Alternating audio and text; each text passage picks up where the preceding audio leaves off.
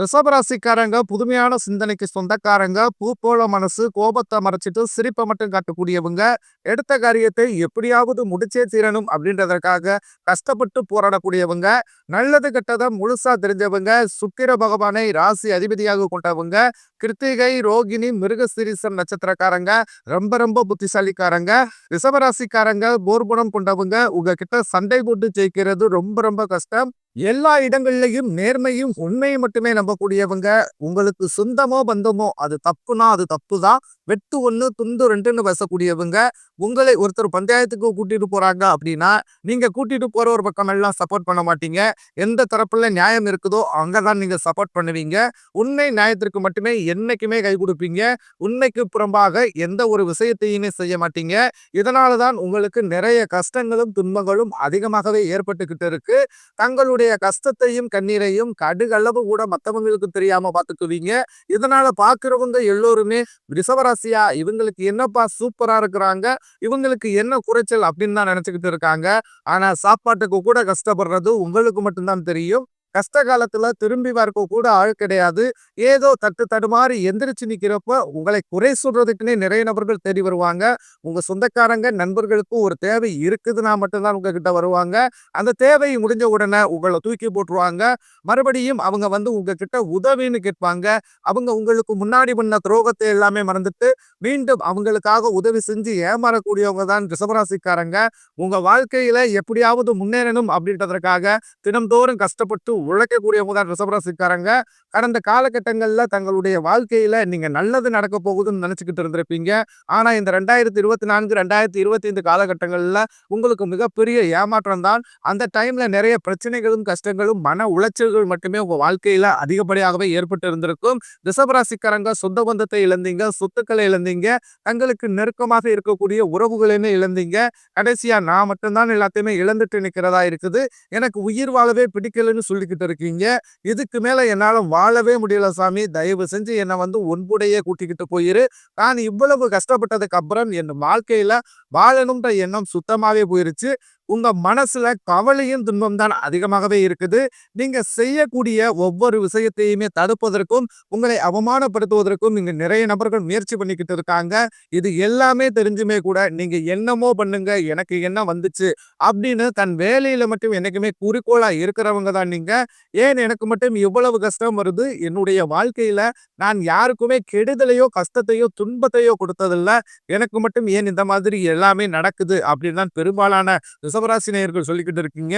உங்களுக்கு பிரச்சனைன்றது வரும், அது கொஞ்ச நாள் இருக்கும், அதுக்கப்புறம் அந்த பிரச்சனை போயிடும். இந்த மாதிரி பிரச்சனை வரும் போகும் அப்படின்ற நிலைமையில தான் நிறைய நபர்கள் வாழ்ந்துகிட்டு இருக்கீங்க. நீங்க என்னதான் பிரச்சனையை தவிர்த்தாலும் ஏதாவது ஒரு சூழ்நிலையில உங்களை நோக்கி பிரச்சனையும் கஷ்டமும் வந்துகிட்டு தான் இருக்கு. ஆனா இனி வரக்கூடிய நாட்கள்ல உங்களுக்கு இன்பத்தையும் மகிழ்ச்சியை மட்டுமே தரக்கூடிய ஒரு பொன்னான காலகட்டமாகவே அமைஞ்சிருக்குது. இதுநாள் வரைக்கும் நடந்த கெட்ட விஷயத்தை அனைத்தையுமே தூக்கி போட்டுருங்க.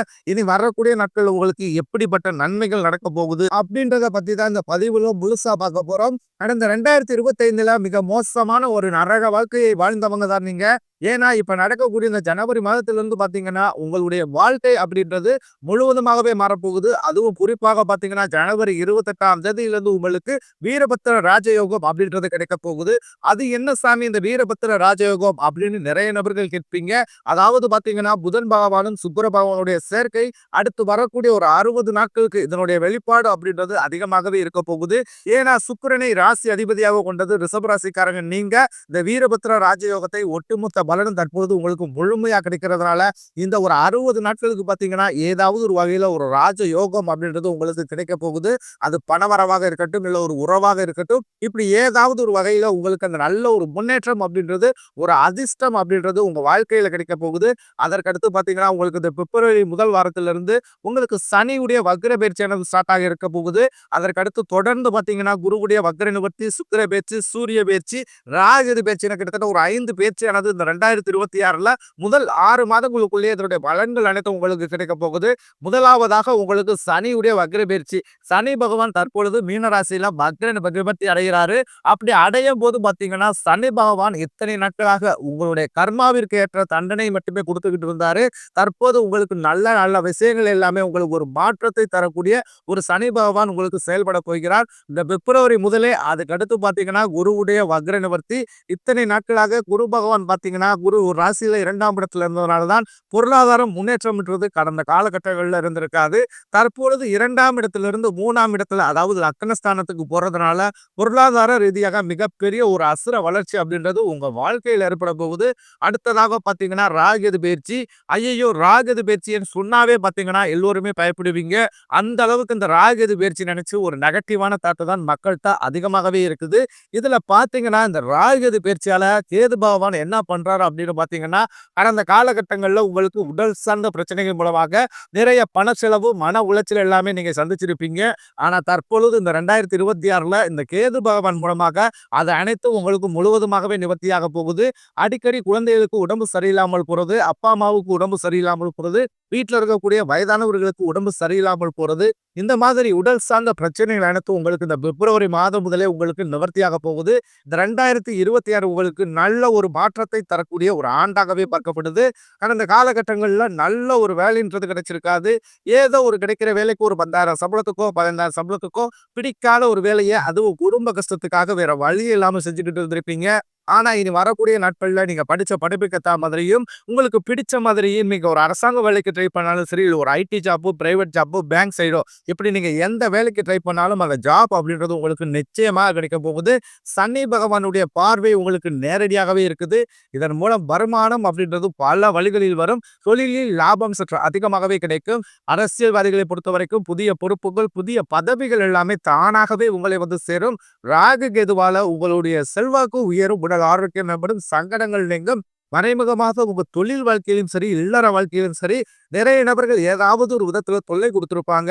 ஆனா இனி அவர்களுடைய தொந்தரவுன்றது முழுவதுமாகவே இருக்காது. கடந்த காலகட்டங்கள்ல நீங்களும் ஒரு கம்பெனில இரவு பகல் பார்க்காமல் உழைச்சுக்கிட்டு இருந்திருப்பீங்க. உங்களுடைய சொந்த கம்பெனி நினைச்சு கூட வேலை செஞ்சிருப்பீங்க. ஆனா உங்களுக்கு இது நாள் வரைக்குமே சரியான ஒரு அங்கீகாரம் அப்படின்றதே கிடைச்சிருக்காது.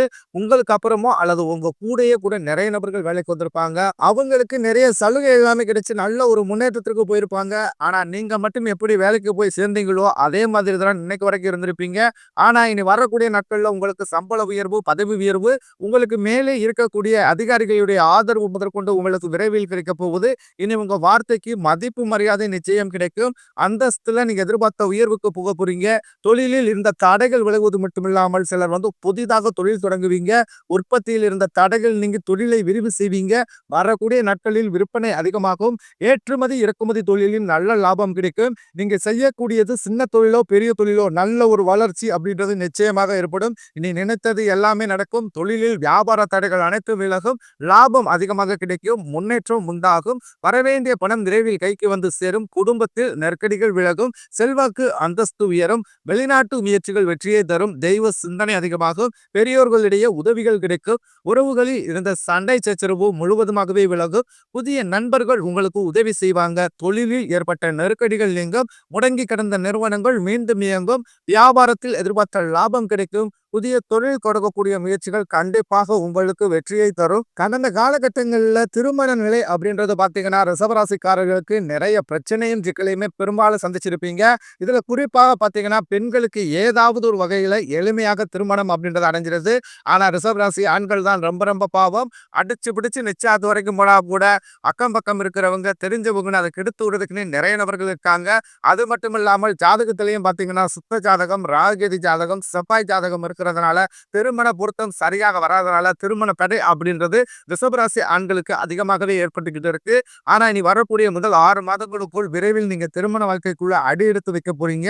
வாழ்க்கை துணையை இழந்த ரிஷபராசி ஆண்களோ பெண்களோ அடுத்து வந்து 2வது திருமணம், அதாவது மறுமணம் பண்ணலாமா வேண்டாமா அப்படின்ற ஒரு மிகப்பெரிய குழப்பத்திலேயே இருப்பீங்க.